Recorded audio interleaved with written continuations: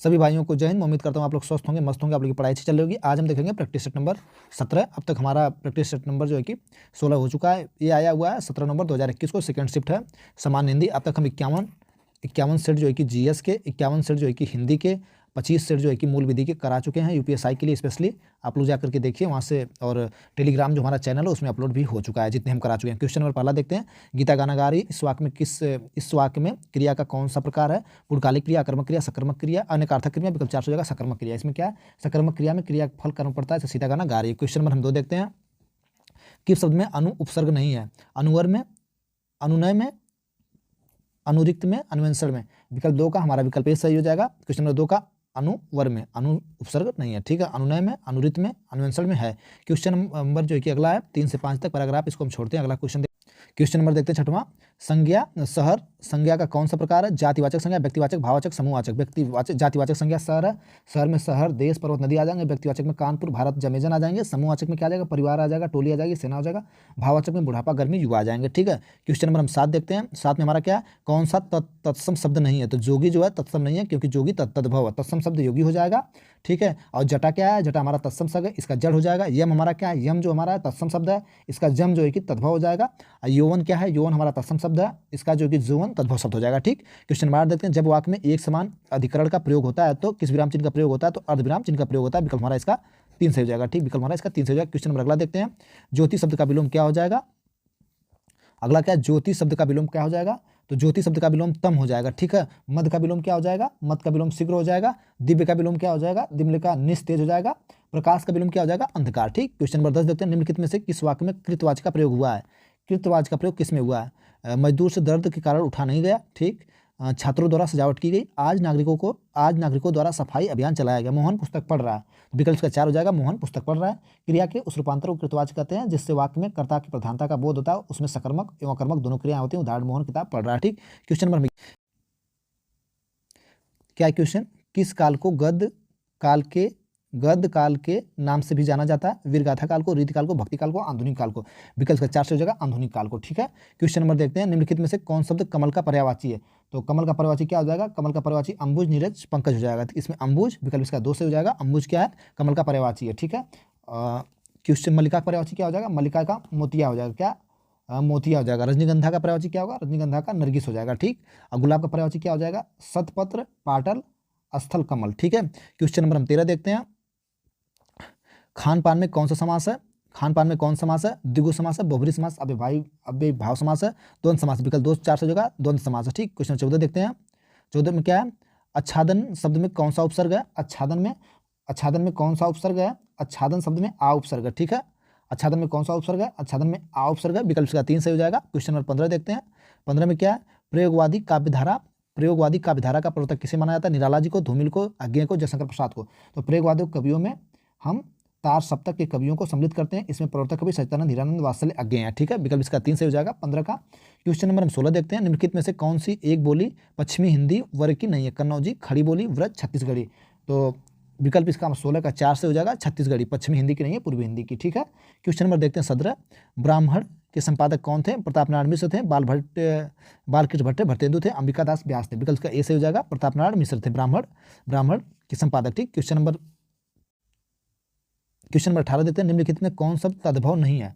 तद्भव नहीं है, तो तद्भव जो है कि आदमी तद्भव नहीं है। आदमी क्या है? तद्भव क्या है? तद्भव आदमी नहीं है, ठीक है। निम्नलिखित में से कौन शब्द तद्भव नहीं है? तो विकल्प इसका 18 का 2 से हो जाएगा। आदमी जो है कि तद्भव नहीं है, ठीक।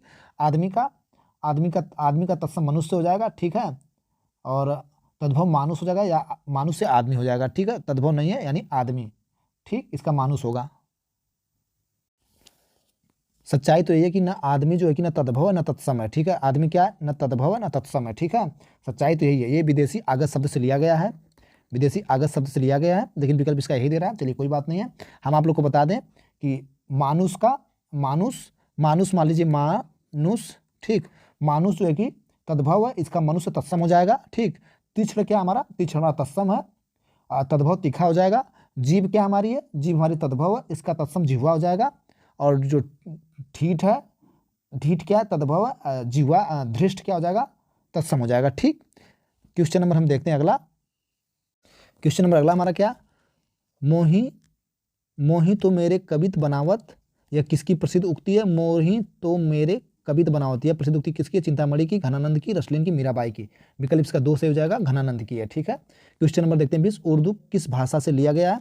अभ्रंश से, तुर्की से, अरबी से, फारसी से, अरबी से। विकल्प इसका 2 सही हो जाएगा, उर्दू शब्द किस भाषा से लिया गया है? उर्दू शब्द तुर्की भाषा से लिया गया है। ठीक, क्वेश्चन नंबर देखते हैं, मेरठ, सहारनपुर, बिजनौर किस बोली के क्षेत्र के अंतर्गत आते हैं? मेरठ, सहारनपुर, बिजनौर किस बोली के क्षेत्र के अंतर्गत क्षेत्र में आते हैं? अवधी में, ब्रज भाषा में, खड़ी बोली में, कन्नौजी में। 21 का विकल्प हमारा 3 सही हो जाएगा, खड़ी बोली में। मेरठ, सहारनपुर, बिजनौर किस बोली के क्षेत्र में आते हैं? तो खड़ी बोली के। ठीक, अगला क्वेश्चन देखते हैं, कहानी नई कहानी किसकी प्रसिद्ध रचना है? तो कहानी नई कहानी किसकी प्रसिद्ध रचना है? ऑप्शन ए मधुरेश की, बच्चन सिंह की, डॉक्टर रघुवंश की, नामवर सिंह की। तो विकल्प इसका 2-4 से हो जाएगा, नामवर सिंह जी की कहानी नई कहानी प्रसिद्ध रचना है। ठीक है, अगला देखते हैं, रसोत्पत्ति में आशय की चेष्टा को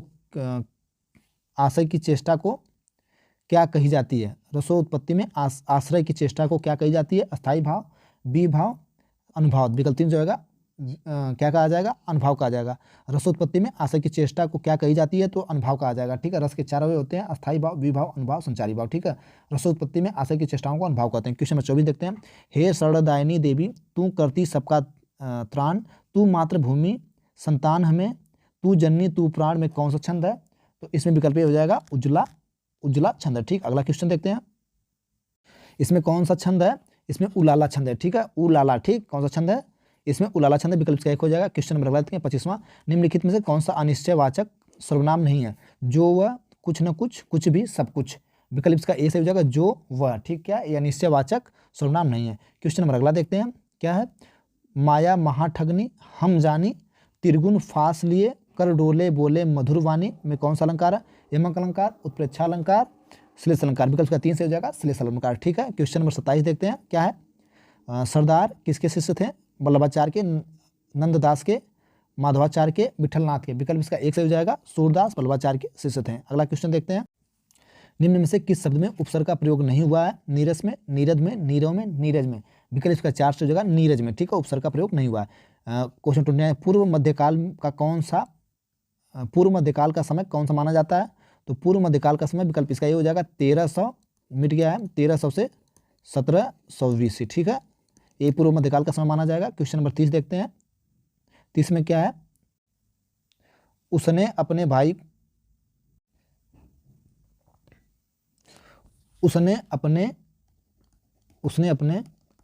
भाई को पढ़ाया। ठीक है, वाक्य में दिया, यहाँ पर वाक्य में वाच्य का कौन सा प्रकार है? वाच्य में कौन सा प्रकार है? ठीक, सही लिखा नहीं पा रहा। कर्मवाच्य होगा, भाववाच्य होगा, कृतवाच्य होगा। विकल्प का 3 से हो जाएगा, कृतवाच्य हो जाएगा। क्या? क्रिया के उस रूपांतर को कृतवाच्य कहते हैं जिसके वाक्य में कर्ता प्रधानता होती है। उसने अपने भाई को पढ़ाया। ठीक है, आंसर इसका हम देखिए आप लोग को सही करवा दिए। क्वेश्चन नंबर देखते देते हैं, वह जमीन जिसमें कुछ भी पैदा ना हो, इस वाक्यांश के लिए उपयुक्त शब्द लिखिए। भूंड होगा, वन खड़ी होगा, ऊसर होगा, उरोरा होगा। विकल्प का 3 से हो जाएगा, ऊसर। गाँव में कहा जाता है ऊसर, जिसमें कुछ न पैदा हो। क्वेश्चन नंबर 32 देखते हैं, मोहन